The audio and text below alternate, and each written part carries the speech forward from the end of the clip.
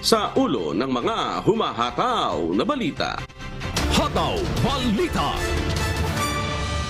Department of Foreign Affairs at Philippine Coast Guard nanindigan na naaayon sa internal law at karapatan ng Pilipinas sa West Philippine Sea ang pagtatanggal sa iniligay na boya ng China sa Baho de Masinloc. Hataw Balita.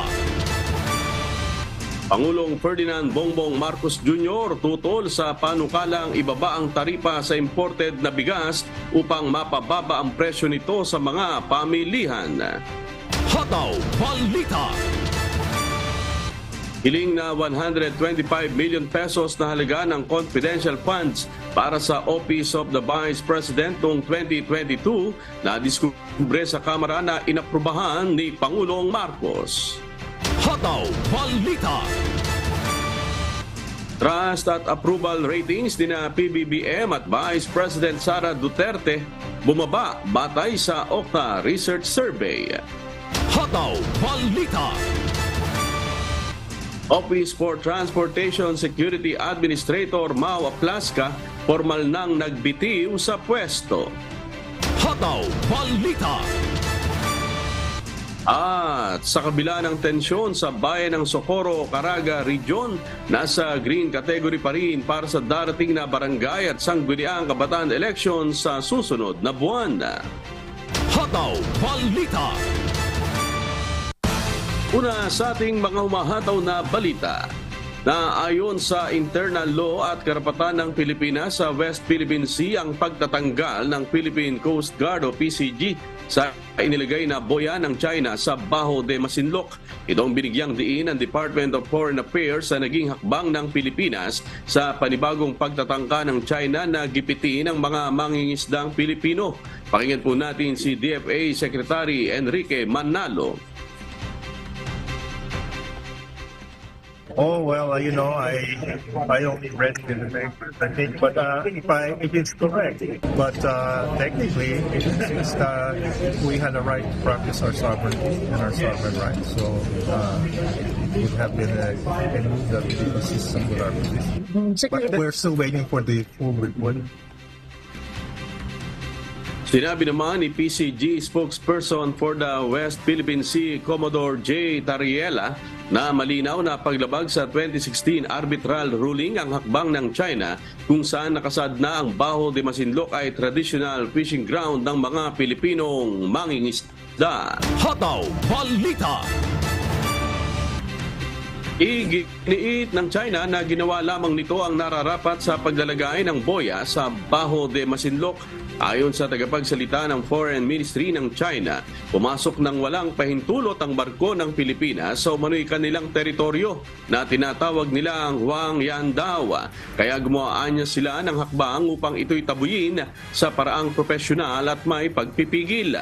Pakinggan po natin si Wang Wanbin, spokesperson ng China Foreign Ministry. On September 22nd, a vessel of the Bureau of Fisheries and Aquatic Resources of the Philippines, without China's permission, intruded into the adjacent waters of Huenyindao and attempted to enter its lagoon. China Coast Guard did what was necessary to block and drive away the Philippine vessel. The steps it took were professional and restrained. Pero base sa 2016 arbitral ruling, malinaw na nakasaad na kabilang sa traditional fishing ground ng mga Pilipinong mangingisda ang Baho de Masinloc at pasok ito sa 200 nautical mile exclusive economic zone ng Pilipinas. Hataw Balita. Pinaghahandaan na ng Department of Foreign Affairs o DFA na maghain ng diplomatic protest laban sa China matapos ang paglalagay ng floating barriers sa Scarborough Shoal o Baho de Masinloc. Ayon kay Foreign Affairs Secretary Enrique Manalo, hinihintay pa nila ang buong ulat ukol sa insidente. Para sa ilang mambabatas, dapat lang natanggalin ang harang dahil nasa loob ng exclusive economic zone ng Pilipinas ang Scarborough Shoal. Gayunman, umaasa ang kagawaran na kaya pang daanin sa maayos at mahinahong usapan ang isyong ito. Pakinggan po natin ang pahayag ni DFA Secretary Enrique Manalo at Senator Coco Pimentel. Once we get confirmations from Philippine Coast Guard, we of course will we'll issue a protest to the Chinese embassy here, and we will cite the reasons why putting a kind of barrier is not consistent or illegal. Actually, kung meron nga may karapatan maglagay ng obstacles doon, baka tayo pa eh. Pero hindi rin natin gagawin yun because of that second part of the ruling na we should allow also fisher folk from other countries to fish in the area, Mr. Chairman. That is our interpretation, and that's how we will. That's the interpretation we will maintain. Hataw Balita. Sa iba pang balita, tutol si Pangulong Ferdinand Bongbong Marcos Jr. sa panukalang ibaba ang taripa sa imported na bigas upang mapababa ang presyo nito sa mga pamilihan. Ayon sa Pangulo, hindi ito napapanahon dahil base sa projection ng world market, bababa na ang presyo ng bigas sa mga susunod na araw. Inirekomenda ng National Economic Development Authority o NEDA na ibaba ang price tariff upang mapababa ang presyo ng bigas at kalaunan ay maalis ang ipinatutupad na price ceiling. Sa ngayon, epektibo pa rin ang 41 pesos na price cap sa kada kilo ng regular milled rice at 45 pesos sa well milled rice. Ayon sa Pangulo, pag-aaralan pa nito kung kailan babawiin ang ipinatutupad na price ceiling. Hataw Balita. Inihayag ni Department of Foreign Affairs o DFA Secretary Enrique Manalo nitong Martes, September 26 na nangangailangan ng kagawaran ang hindi kukulangin sa 2 taon para sa paghahanda ng Pilipinas para sa pag-host ng Association of Southeast Asian Nations o ASEAN Summit sa taong 2026. Binanggit ito ng kalihim habang siya ay humihiling sa Senate Finance Committee para sa karagdagang budget sa susunod na taon at sa taong 2025. Ang Pilipinas ang magiging tagapangulo ng ASEAN sa taong 2026. Sa kasalukuyan, sinabi ni Secretary Manalo na ang DFA ay nagsisimulang magplano para sa gaganaping aktibidad matapos lamang ang 1 buwan wala nang italaga ang Pilipinas para sa pag-host ng ASEAN Summit sa 2026. Sa ika-43 na ASEAN Summit sa Indonesia noong nakarang buwan, inihayag ni Pangulong Ferdinand Bongbong Marcos Jr. na handa na ang Pilipinas na maging tagapangulo at mag-host ng ASEAN Summit sa 2026. Dagdag ng kalihim, ang orihinal na schedule para sa pag-host ng Summit ng Pilipinas ay sa 2027 pa. Ngunit ipinaalam ng Myanmar na hindi nila kayang maging tagapangulo sa 2026. Hiniling naman ni Senate President Pro Tempore Loren Legarda na siyang namumuno sa pagdinig na ibigay ang mga detalye tungkol sa paghahanda ng Pilipinas para sa pag-host ng ASEAN Summit sa 2026 bago niya isumite ang kanilang inihandang budget na 24.06 billion pesos para sa taong 2024 sa Senado. Hataw Balita. Inaprubahan ni Pangulong Ferdinand Marcos Jr. ang hiling na 125 million pesos na halaga ng confidential funds para sa Office of the Vice President noong 2022. Ito ang nadiskubre sa nagpapatuloy na pag-usisa kaugnay ng kontrobersyal na confidential funds na kasunod ng revelasyong sa loob lamang ng 11 araw ginastos ang pondo noong December 2022. Sa plenary debates ng Kamara para sa 10.7 billion pesos na halaga ng proposed budget para sa 2024 ng Office of the President o OP.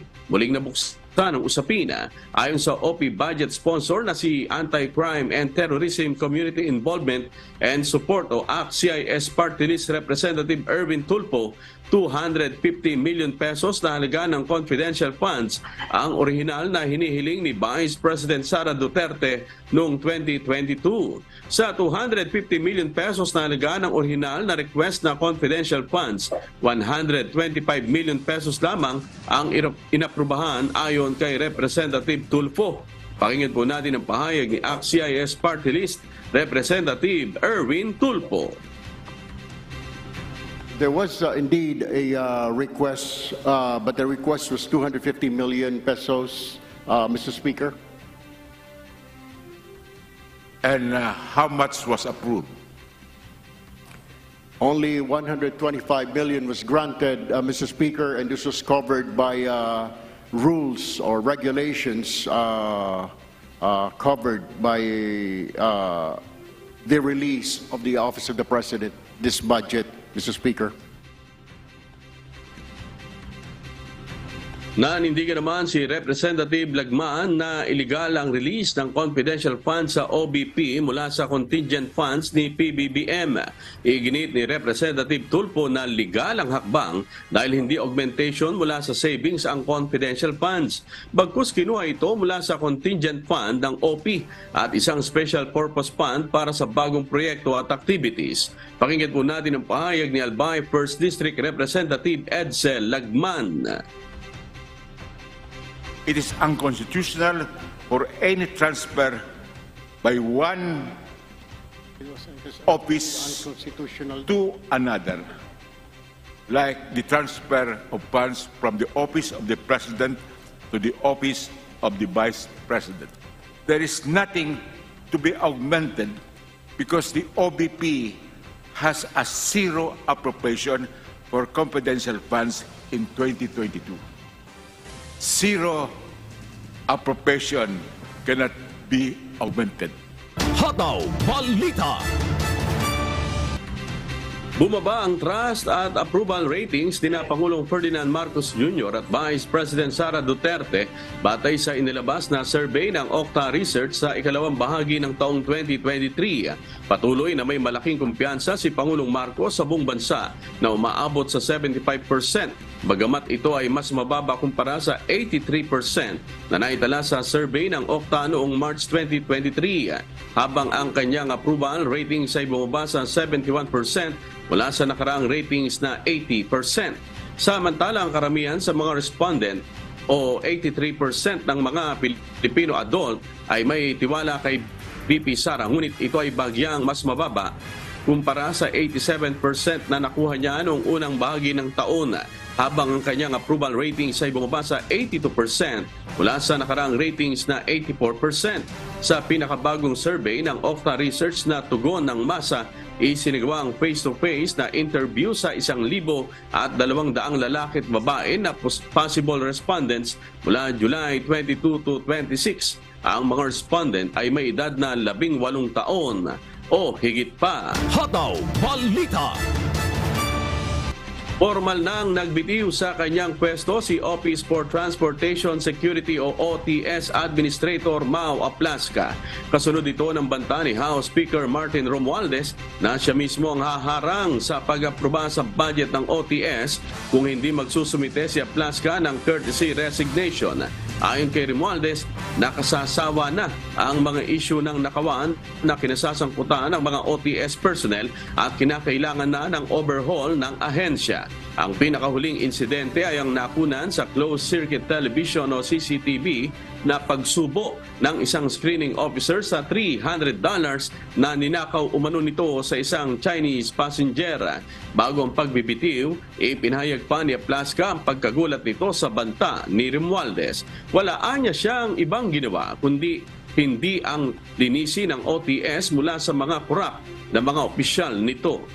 Hataw Balita. Iginit ni Department of Transportation Secretary Jaime Bautista na pera at hindi chocolate ang isinubo ng kawani ng Office for Transportation Security o OTS na nakuna ng video sa Ninoy Aquino International Airport o NAIA. Ayon sa kalihim, itong lumabas na resulta sa isinagawang administrative investigation taliwas sa sinabi ng security officer na tsokolate ang ipinasok niya sa kanyang bibig. Bukod sa nasabing kawani, 3 pang empleyado ng OTS ang lumalabas na sangkot sa issue ng pagnanakaw ng $300. Sa kasalukuyan, sinuspindi na ang 4 na mga kawani ng OTS at naharap sa kasong administratibo at posibleng criminal case. Hataw Balita.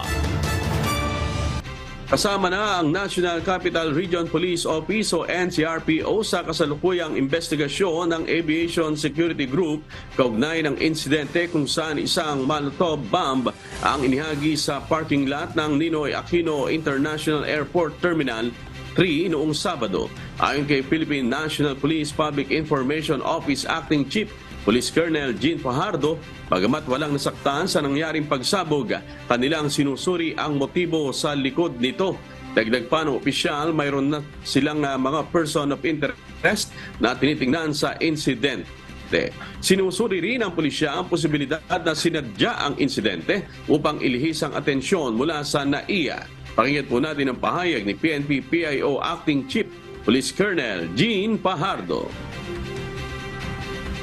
Ay yung initsya po na Molotov po ay galing po sa labas ng airport at kung tinignan po itong pasabog po na ito ay tinitingnan nila this is really not meant to harm people. Talagang mahinang klase siya. May mga tinitignan po na po sila sir na individual at grupo na may kinalaman, may mga possibly isa sa mga tinitignan nila may mga disgruntled na mga individual na nagtatrabaho sa loob at tinitignan nila diyan kung maaaring ito ba ay may kinalaman dito. Kaugnay nito, nagdagdag din anya ng tauhan ng Aviation Security Group sa NAIA upang hindi maulit ang nangyari sa isa sa mga mahalagang pasilidad ng bansa.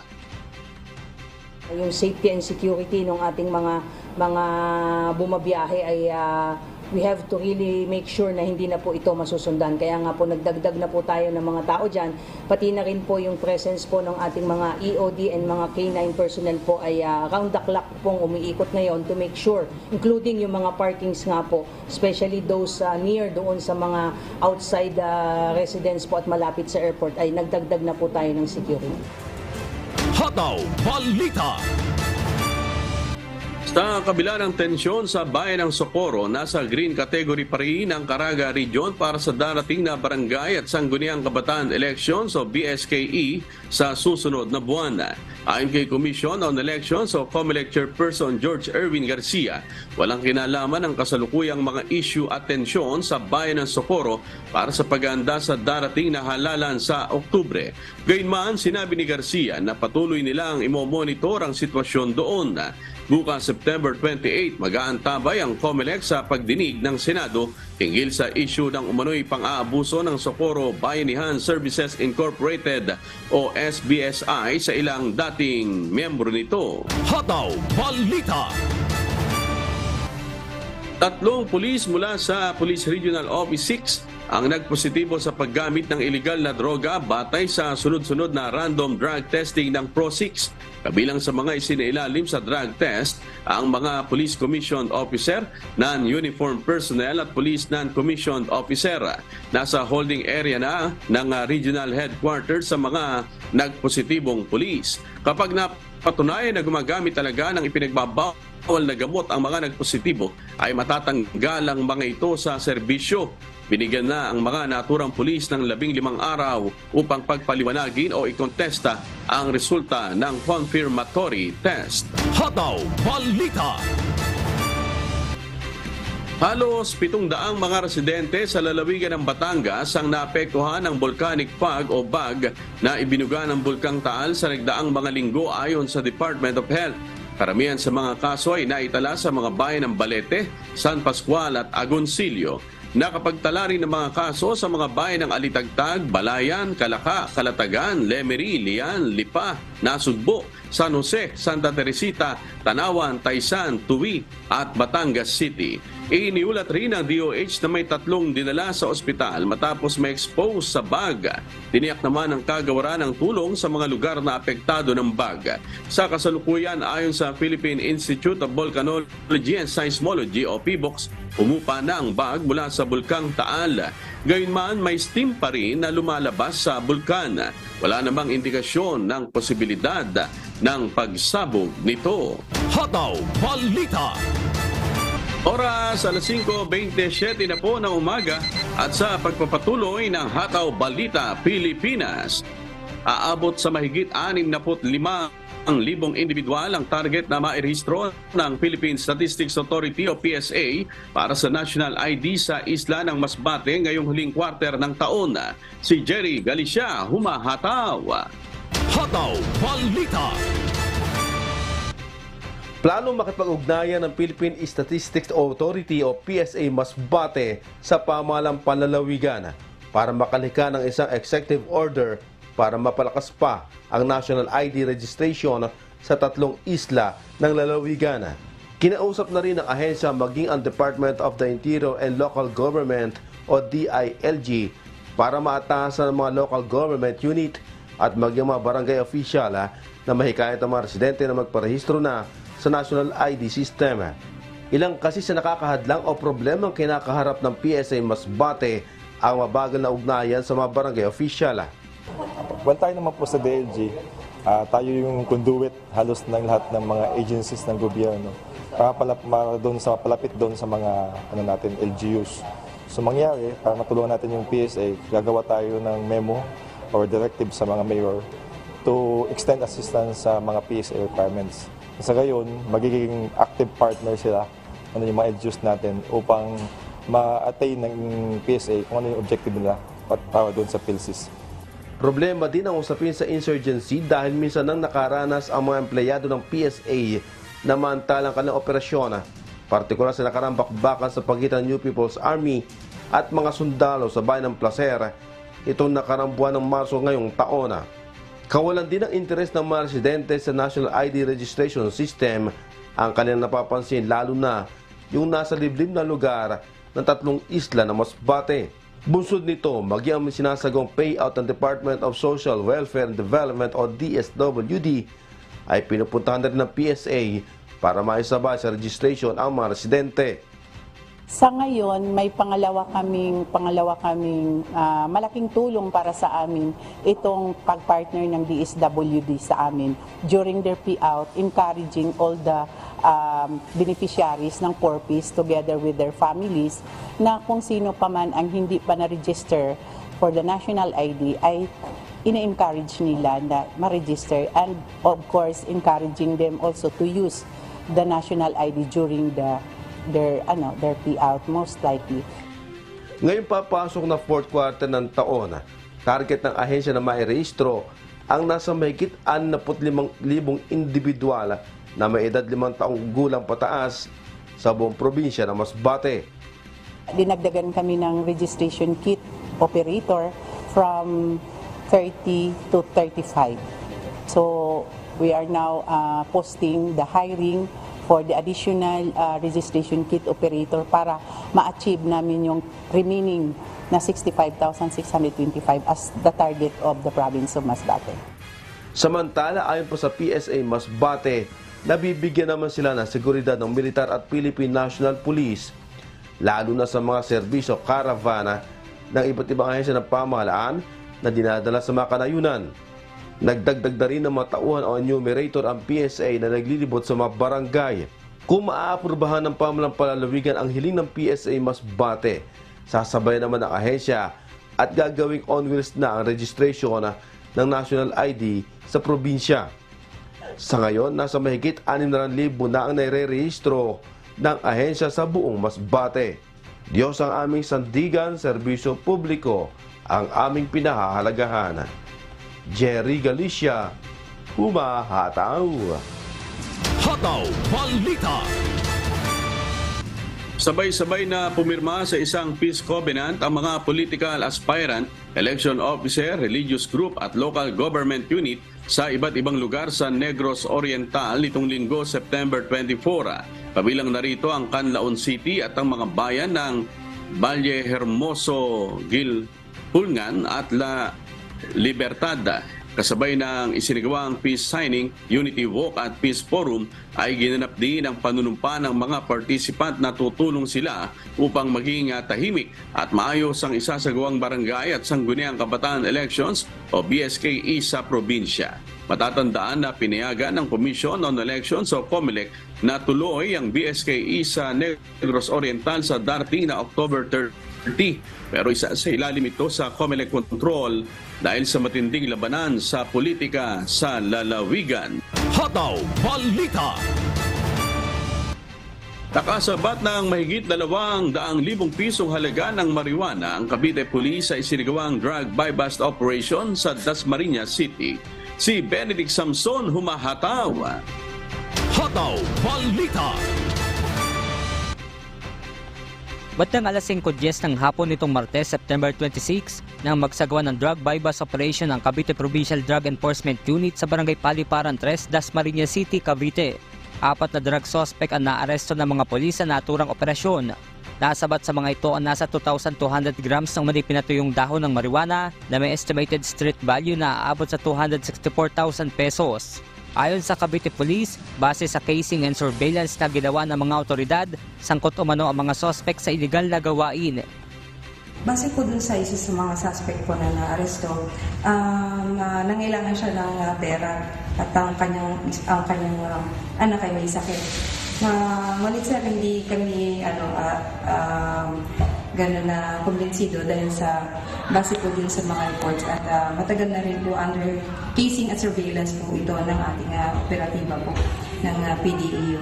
At talagang ipatunay po na siya po ay involved po sa illegal drugs. Sa ngayon ay nasa kustodiya na ng Cavite Police ang mga naarestong sospek na maharap sa kasong paglabag sa Republic Act 9165 o ang Comprehensive Dangerous Drugs Act of 2002. Diyos ang aming sandigan, serbisyo publiko ang aming pinahahalagahan. Mula rito sa Cavite, Benedict Samson, Hataw. Hataw Balita. Arestado ang 13 individual matapos na maharang ang sinasakyan nitong bangka sa kaya ng mga kontrabandong smuggled cigarette na nagkakahalaga ng 28.8 million pesos nitong Lunes, September 25. Ayon kay Task Force Davao Commander Colonel Darren Comia, ang naturang mga individual ay mula pa sa Basilan, Zamboanga at sa Davao City. Naharap ang mga ito sa kasong paglabag sa Republic Act 4712 o ang batas na nag-aamyenda ng Tariff at Customs Code ng bansa. Habang nasa pangangalaga naman ngayon ng Bureau of Customs Davao ang mga nakumpiskang mahigit 100 kahon ng kontrabando. Hataw Balita. Isang bagong cold room ang ipinagkaloob ng United Nations International Children's Fund o UNICEF sa bagong provincial hospital sa Ligao City na magagamit para sa imbakan ng mga gamot o bakuna na kailangan ng mga pasyente sa lalawigan ng Albay. Si Jerry Galicia, Hataw. Hataw Balita. Matagumpay na idaos kahapon, September 26, ang inaugurasyon ng isang bagong cold room, walk-in chiller na pinagkaloob ng United Nations International Children's Fund o UNICEF na matatagpuan sa Josepina Belmonte Duran Albay Provincial Hospital Compound sa Ligao City, Albay. Pinangunahan ng mga kinatawan ng lalawigan, UNICEF at Department of Health ang nasabing aktibidad. Ang nasabing kagamitan mula sa UNICEF ay inaasahang magagamit para sa mas mahaba at ligtas na paglalagyan ng malaking bilang ng mga bakuna, reagents, gamot at iba pang mga biological material na kakailanganin ng mga residente at pasyente sa probinsya. Nais naman ng lokal na pamahalaan na ma-maximize ang paggamit ito ng walk-in chiller at makapagsagawa ng patuloy na pag-uulat kung paano ito ginamit. Tiniyak ng LGU na ang kalusugan ng mga mamamayan ng Albay ang una nilang prioridad. Diyos ang aming sandigan, serbisyo publiko ang aming pinahahalagahan. Jerry Galicia, Hataw. Hataw Balita. Nasa 9 milyong piso ang naipamahagi ng Department of Social Welfare and Development sa mahigit 3,000 individual sa 3 bayan ng Laguna. Si Benedict Samson, Hataw. Hataw Balita. Natanggap na ng mahigit 3,000 benepisyaryo mula sa bayan ng Pagsanhan, Pila at Victoria sa lalawigan ng Laguna ang tigta 3,000 pisong cash assistance mula sa Department of Social Welfare and Development o DSWD nitong Martes, September 26. Ang naturang assistance to individuals in crisis situation o AICS ay layong mabigyan tulong ang ilang miyembro ng vulnerable sector, Pangtawid Pamilyang Pilipino Program o 4Ps beneficiary at mga senior citizen. Kabilang sa nakatanggap ng ayuda kahapon si Emilia Malabanan. Aniya, kahit papaano ay may magagamit na siya pambili ng kanilang pangunahing mga pangangailangan. Sa ngayon po hindi pa kami nakapagbenta po ng pangkain lang po talaga at maliit lang po naman yung sakahan po. Malaking tulong po sa akin, sir, at marami po akong mga anak na nag-aaral. Katulad po ngayon wala kaming trabaho na patigil. Ayon sa DSWD, kabilang sa mabibigyan ng ayuda ang mga kababayan nating nakaranas ng krisis lalo na noong pananalasa ng COVID-19 pandemic. Kabilang sa mga naapektuhang sektor nung ipinatutupad ang lockdown ang tourism industry sa mga nabanggit na bayan, pati na ang transport industry kagaya ng mga namamasadang tricycle driver. Sa kabuuan naman, nasa 9 na milyong pisong cash aid ang naipamahagi ng DSWD sa 3 bayan sa Laguna. Diyos ang aming santigan, serbisyo publiko ang aming pinahalagahan. Mula rito sa Laguna, Benedict Samson, Umahataw.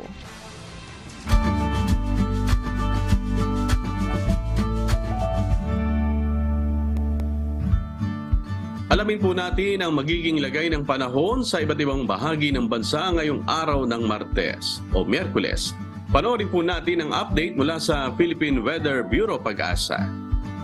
Sa ating latest satellite images, patuloy yung pagmamonitor natin sa low pressure area na nasa labas pa ng Philippine Area of Responsibility na mataan natin ito megit 1,425 kilometers east o silangan ng extreme northern Luzon.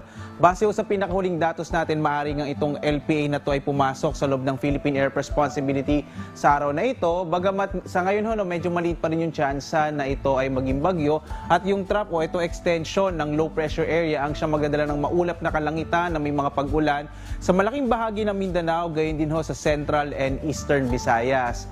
Bagamat hindi na ganun kalakas, nakakapekto pa rin yung southwest monsoon o habagat, partikular na sa may bahagi ng Palawan at ng Occidental Mindoro. Kaya asahan din sa mga kababayan natin sa bahagi ng Palawan at Occidental Mindoro ang maulap na kalangitan na may mga pag-ulan. Samantala, sa Kamaynilaan at sa nalabing bahagi ng Luzon at kasama rin yung Western Visayas, inaasahan naman natin ang posibilidad naman ng generally fair weather, pero posible pa rin yung mga pag-ulan, mga isolated rain showers and thunderstorms kadalasan sa hapon hanggang sa gabi. Minsan pwede magkaroon ng mga malalakas na mga pag-ulan, bagamat hindi naman ito magtatagal. Dulot ito ng mga localized thunderstorms. Maliban nga sa low pressure area na to, wala na tayo iba pang minomonitor na iba pang weather system na nakakaapekto sa ating bansa sa kasalukuyan. At narito na ang lagay ng panahon dito sa Luzon. Makikita natin na itong bahagi nga ng Palawan at Occidental Mindoro, dulot pa rin ng southwest monsoon o habagat ay magdadala pa rin ng maulap na kalangitan na may mga pag-ulan. Samantala, sa nalabing bahagi ng Luzon, inaasahan naman natin ang posibilidad ng mga pag-ulan sa hapon naman hanggang sa gabi.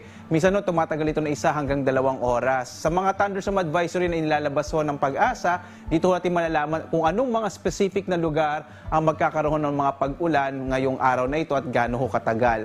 Samantala, ang agwat ng temperatura sa Lawag nasa 24 to 32 degrees Celsius, sa Baguio 17 to 24, sa Kamaynilaan hanggang 33 degrees Celsius habang hanggang 34 degrees Celsius naman sa Tuguegarao. Sa Tagaytay nasa 22 to 31 degrees Celsius, sa Legazpi 24 to 32 degrees Celsius, sa Calayan Islands naman 25 to 31 habang sa Puerto Princesa 24 to 32 degrees Celsius. Dumako po tayo dito sa Visayas at Mindanao. Makikita natin itong bahagi ng Central and Eastern Visayas ay magkakaroon ng maulap na kalangitan na may mga pag-ulan ngayong araw dulot ng trough o ito yung tinatawag na extension nitong low pressure area. Habang sa Western Visayas, inaasahan naman natin yung mga isolated o pulupulong pag-ulan sa hapon hanggang sa gabi. Yung agwat nga ng temperatura sa Iloilo nasa 24 to 32 degrees Celsius. Sa Cebu naman, 26 to 32 degrees Celsius habang sa Tacloban nasa 24 to 32 degrees Celsius. Malaking bahagi naman ng Mindanao ang inaasahan natin na magkakaroon ng maulap na kalangitan na may mga kalat-kalat na pag-ulan na may kasamang pagkilat-pagkulog, dulot din ng trough o yung extension ng low pressure area. At ang agwat ng temperatura sa Zamboanga ay mula 25 to 32 degrees Celsius. Sa Cagayan de Oro, 25 to 32 degrees Celsius habang sa Davao ay mula 25 to 32 degrees Celsius. Samantala, wala tayong nakataas na gale warning sa anumang bahagi or baybayin ng ating bansa. Ibig sabihin sa mga kababayan natin na may mga sasakyang pandagat at malilit na mga bangka ay ligtas pumalaot. Pero mag-ingat pa rin kapag meron tayong mga biglaang mga thunderstorms na maaaring biglang magbugso ng hangin. Kaya iba yung pag-iingat dahil maaari itong mag-trigger o magdulot ng biglaang malalakas na pag-alon ng karagatan. Yung araw naman natin ay sisikat mamayang 5:45 na umaga at lulubog ganap na 5:49 ng gabi. At napanood po natin ang update mula kay Obet Badrina, weather specialist ng Pag-asa. Tandaan, sa bawat araw na ating nasisilayan, tayong magpasalamat sa Diyos na may lalang. Hataw Balita.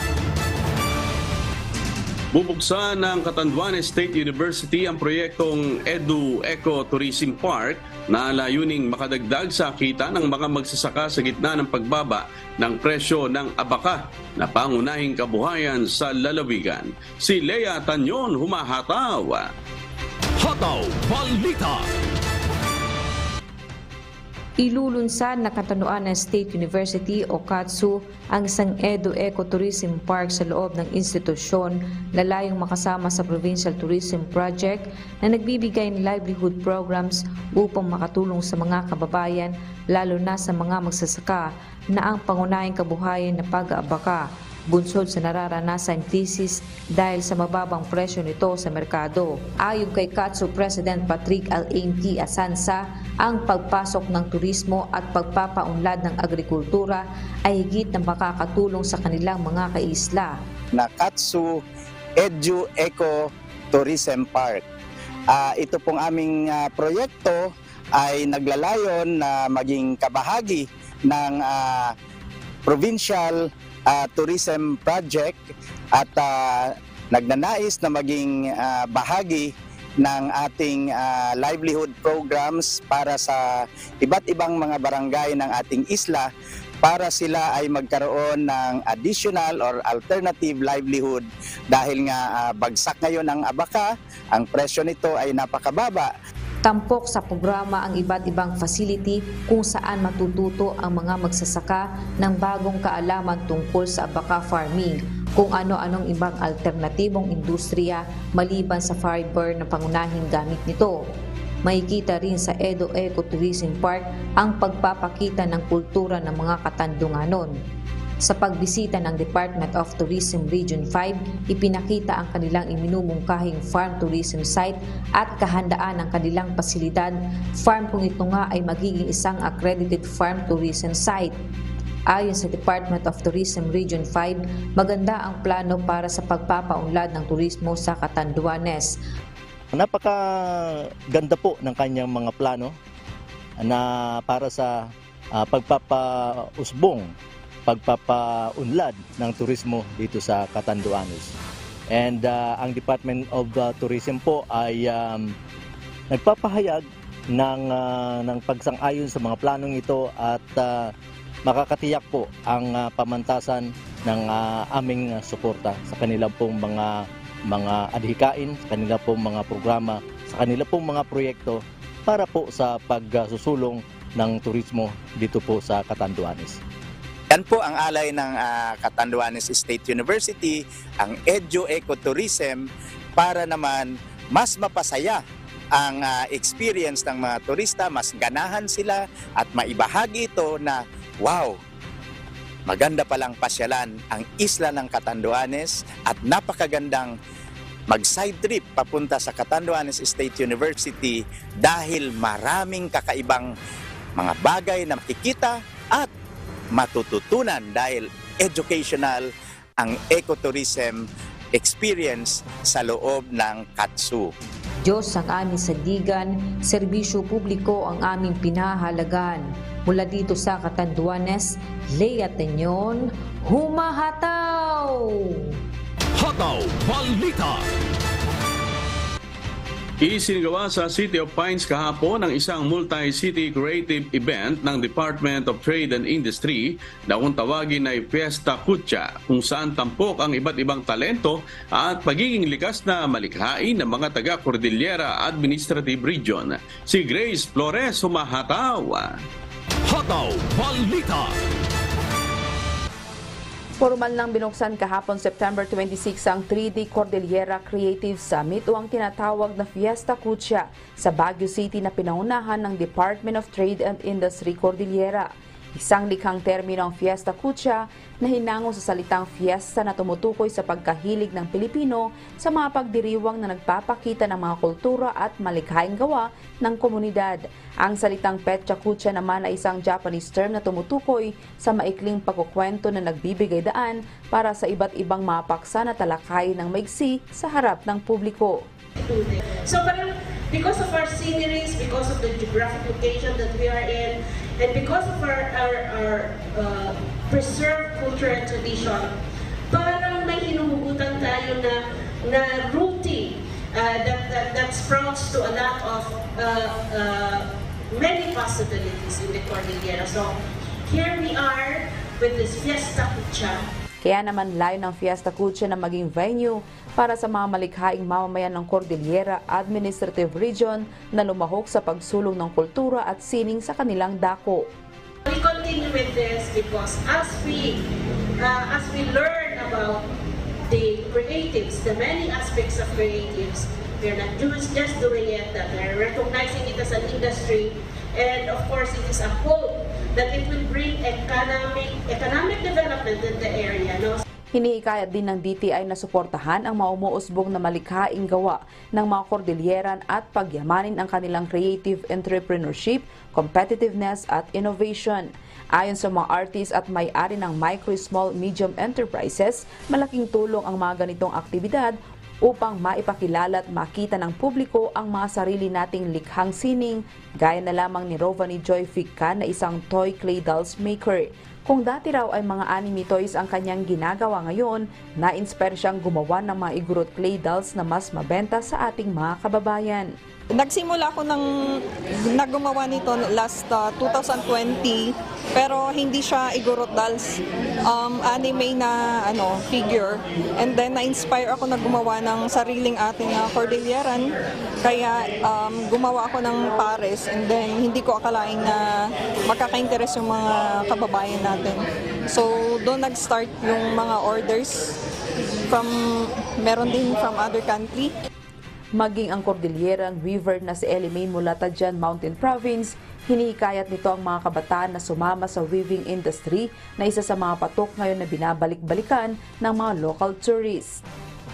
Ang challenges siguro na masasabi ko yung how to encourage the younger generations to be more participative and cooperative when it comes to doing this kind of craft. Kasi ang alam ng mga kabataan yata ngayon ay nasa technology lahat ng hanap buhay. Hindi nila alam na ang weaving industry is also a lucrative for a lucrative business. Bukod sa mga traditional arts and crafts sa Cordillera, makikita din ang mga makabagong inobasyon sa digital, visual at emerging arts tulad ng 2D art, igurot books at mga stickers na tulad nito. Ayon kay Regional Director Juliet Lucas ng DTI Cordillera, isa sa nakatulong ng malaki sa ekonomiya ng rehiyon ang mga creative arts ng mga stakeholder na binabalik-balikan ng mga lokal na turista at ng mga banyaga. Inaanyayahan naman ang mga artist o art enthusiast na maging bahagi ng Fiesta Kucha. Diyos ang aming sandigan, serbisyo publiko ang aming pinahahalagahan. Mula rito sa Baguio City, Grace Flores, Huma Hataw. Hataw Balita.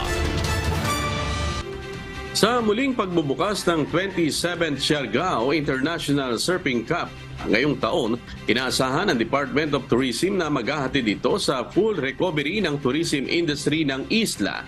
Ang Siargao Annual Surfing ay ang longest international sports tourism event sa bansa na siyang nagtanyag sa isla upang makapasok sa global tourism map.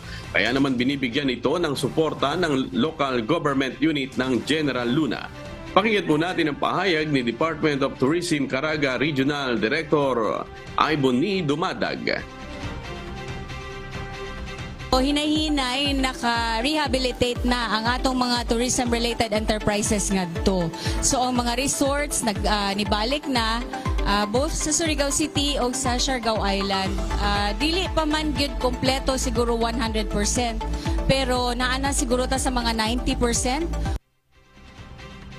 Ang naturang kompetisyon ay sa ilalim ng Qualifying Series 3000 na sanction din ng World Surf League.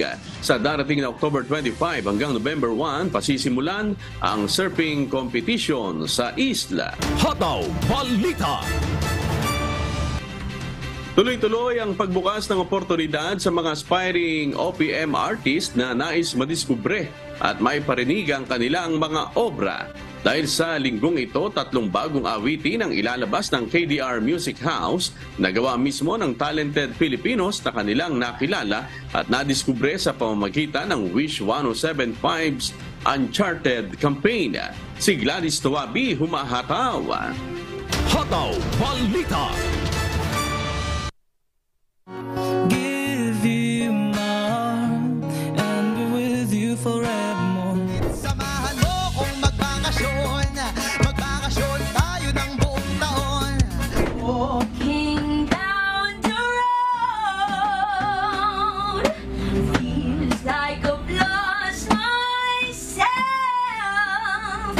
Time flies dahil nasa huling linggo na tayo ng Setyembre para sa taong ito. And to cap off the month, 3 bagong awitin ang ilalabas ng KDR Music House na tiyak na magugustuhan ng mga music enthusiasts. September 27, 2023, isang poignant love song na pinamagatang Dreams and Memories ang ating maririnig. Deeply in love and we spend our time together. Ayon kay Ellie, sinulat niya ang awiting ito upang magbigay pag-asa sa mga taong patuloy na naghihintay sa tamang taong darating at mamahalin. Patuloy lang kayo magmahal at darating din yung panahon para sa inyo. Huwag niyo madaliin. Magtiwala lang kayo. Darating din yan. Isang feel-good vibe naman ang hatid ng awiting Bakasyon Grande na gawa ng reggae band na Yabless. At maririnig na natin ito sa lahat ng digital music platforms ngayong Webes, September 28. Samahan mo kung magbakasyon, magbakasyon tayo ng buong taon. Kalimutan ang problema at lahat ng iyong solusyon. Mag-relax at magsaya dahil ating misyon. Ang awiting ito ay dedicated sa lahat ng mga hardworking Filipinos to also take some break. Pinapakita dito sa kanta na to na you deserve na magkaroon ng relaxation paminsan-minsan or yun nga, yung bakasyon grande. Lalong-lalo na dun sa mga workaholic nating mga kababayan. Pero para sa mga taong puno ng hugot ang buhay, para sa inyo itong brand new hugot song na sulat ni S.A. Christine. Ang awiting pinamagatang But Now You're Gone ay magiging available naman this September 29. Smile like you used to be just fine, 'cause I gotta carry on. Ayon kay Esay sa pamamagitan ng awiting ito, nais niyang magsilbi itong paalala sa mga taong minsan lang nabigo at nasaktan na dapat tuloy lang ang buhay at matuto mula sa pinagdaanan. Heartbreaks are there, pain is there, and there's always a way to find yourself. Life goes on, nothing ever comes easy in life, so you just have to go through whether they're gone or not. Ang mga rising at independent Filipino artist na ito ay unang nakilala at narinig ng KDR Music House sa pamamagitan ng Uncharted, isang bagong campaign ng Wish 1075 upang madiskubre at marinig ang kanilang musika. Kaya talagang dream come true para sa kanila na mabigyan ng ganitong break na mapagkatiwalaan kahit nagsisimula pa lamang sa industriya at maipakita ang kanilang pagmamahal sa musika. Diyos ang aming sandigan, serbisyo publiko ang aming pinahahalagahan. Gladys Tuwabi, humahataw! Hataw Balita. Ayan, ang bilis po ng ating oras. Kaya salamat po sa lahat ng mga sumubaybay po sa ating ngayong araw.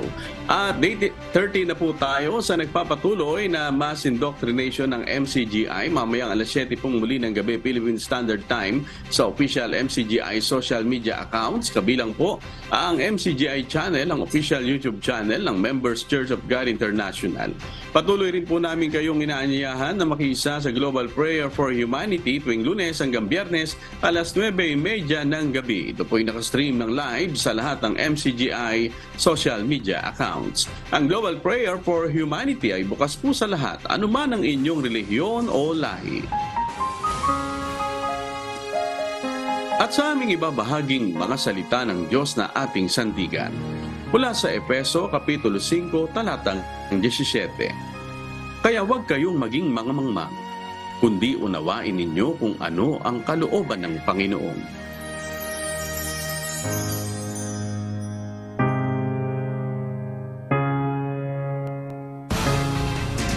At yan po ang mga umahataw na balita ngayong umaga ng Miyerkules, ika-27 sa buwan ng Setyembre 2023. Sa ngalan po ng lahat ng bumubuo ng UNTV News and Rescue at ng UNTV Radyo Libertad 1350 ng ating mga correspondent mula Luzon, Visayas at Mindanao. Ako po ang inyong amigo, Sherwin Kulubong, at dito sa UNTV at UNTV Radyo Libertad 1350. Diyos ang aming sandigan, serbisyo publiko ang aming pinahahalagahan.